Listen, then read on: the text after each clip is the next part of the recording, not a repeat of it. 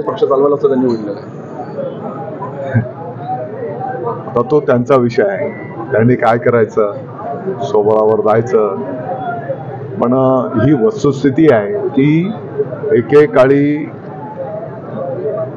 आमदारांची संख्या किती होती ती आता 20 वर आली, खासदारांची संख्या 18-20 होती ती आता 8-9 वर आली.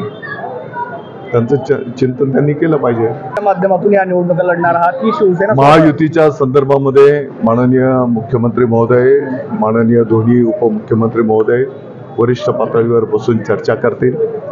ते जे निर्णय करतील त्या निर्णयांची अंमलबजावणी आम्ही पदाधिकारी कार्यकर्ते म्हणून करू. सातत्यानं चर्चा सुरू आहे, काय नेमकं कसं बघतं त्याच्याकडे? राज्याच्या राजकारणामध्ये पुन्हा एकदा उदय होणार अशा प्रकारची चर्चा सध्या सुरू आहे विरोधकांकडून. हे काही लोकांचे आपण बोलतो ना, मुंगेरी लाल के हसीन सपने, स्वप्न पाहण्यावर अद्याप काही बंधनं नाहीत, त्याच्यामुळे स्वप्न काल पुन्हा एकदा इंग्रजी शाळांच्या माध्यमात पाहिलं तर इंग्रजी शाळांच्या पैकी मराठी शाळांचा जो दर्जा आहे तर त्या शाळांकडे पाठ फिरवताना दिसतात. कुठे ना कुठे आता ही कमतरता दिसते. तर गतवैभव प्राप्त करण्यासाठी काय मला वाटतं की या संदर्भामध्ये आपल्याला सर्वांना मिळून कामकाज करण्याची आवश्यकता आहे. जसं आता इंग्रजी शाळांमध्ये पालकांचा ओढा वाढला ही वस्तुस्थिती आहे, आणि म्हणून आता मराठी शाळांमध्ये पण आपण विद्यार्थ्यांच्या भवितव्याच्या दृष्टिकोनातून CBSE पॅटर्न आपण अडॉप्ट करायला घेतो आहोत. त्याच्यामध्ये काही गोष्टी स्थानिक पातळीवरचा, उदाहरणार्थ इतिहास आहे. CBSE पॅटर्नमध्ये देश पातळीवरचा इतिहास मांडला जातो, आपल्याला आपल्या राज्याचा इतिहास मांडायचा आहे. आणि म्हणून येणाऱ्या वर्षाला आपण पहिलीमध्ये म्हणजे पहिलीचा जो वर्ग आहे त्या ठिकाणी CBSE पॅटर्न अडॉप्ट करायला घेतो आहोत. आणि येणारं वर्षभर आपले शिक्षक बंधू भगिनी असेल त्यांना पण प्रशिक्षित करून 2 टप्प्यांमध्ये पुढच्या वर्षाच्या नंतर आपण पूर्णपणे CBSE पॅटर्न त्या ठिकाणी अडॉप्ट करणार आहोत. आणि त्याच्यासोबतच इथल्या भौतिक सुविधा असतील, गुणवत्तापूर्ण आनंददायी शिक्षण देण्याचं एक मिशन संपूर्ण राज्यामध्ये आता सुरू करण्यात आलेलं आहे. पाठीमागच्या काळामध्ये ज्या काही चांगले योजना राबवल्या गेल्या त्याची प्रभावी अंमलबजावणी पुढे नेण्याचं काम आपल्या विभागाच्या वतीने संपन्न आहे. त्या संदर्भात काय म्हणाल? जरांगेंना मी विनंती आवाहन करेन, त्यांचं जी प्रमुख मागणी आहे मराठा समाजाच्याही गोरगरिबांना त्या ठिकाणी आरक्षण मिळालं पाहिजे.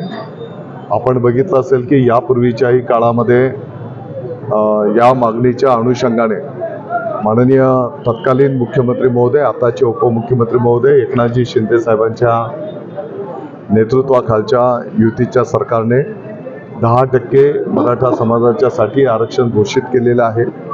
त्याप्रमाणे त्याची अंमलबजावणी प्रगतीपथावर आहे.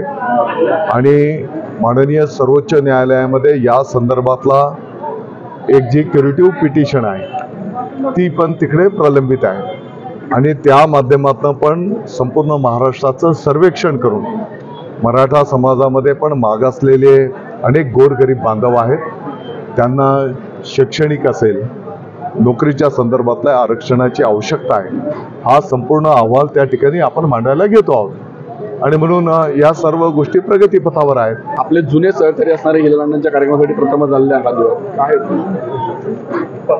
हिंदू हृदय सम्राट शिवसेना प्रमुख माननीय बाळासाहेब ठाकरे साहेबांच्या वाढदिवसाचं औचित्य साधून 23 जानेवारी दर सालाबादाप्रमाणे माननीय शिवसेनेचे नेते हिलाल अण्णा माळी यांच्या नेतृत्वाखाली रक्तदान शिबिर संपन्न होत असते. आणि आज तो शुभ दिवसाचं औचित्य साधून या ठिकाणी रक्तदान शिबिर आयोजित केलेलं आहे.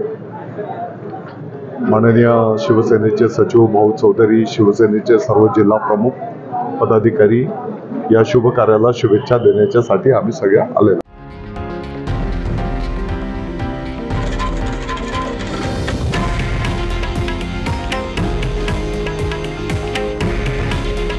हे आहे देशातील नंबर 1 न्यूज नेटवर्क आणि आपण पाहत आहात TV9 मराठी.